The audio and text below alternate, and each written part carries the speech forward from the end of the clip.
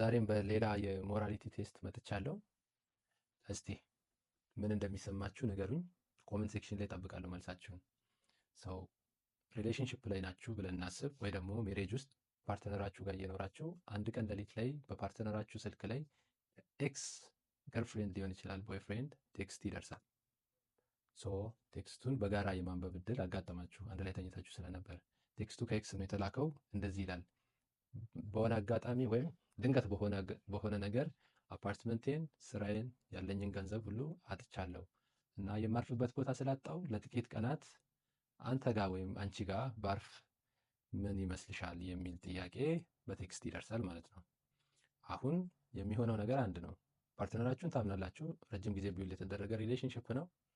ነገር ግን ኤክሱም ቢሆን የሚታወቅና ለረጅም ጊዜ ከፓርትነራችሁ ጋር ሪሌሽንሽፕ ውስጥ የነበረ ሰው ነው ወይም ሴት ናት። ይሄ ሰው ይሄንን ሁሉ ባጣ ሰዓት ውስጥ ምንም አይነት ሮማንቲክ ሪሌሽንሽፕ የላቸውም በመሃላቸው።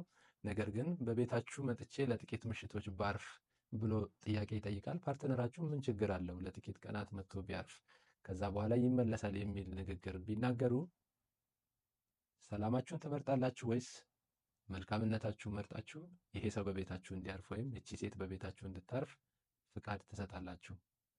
መልሳችሁን ኮመንት ሴክሽን ላይ ጠብቃለሁ።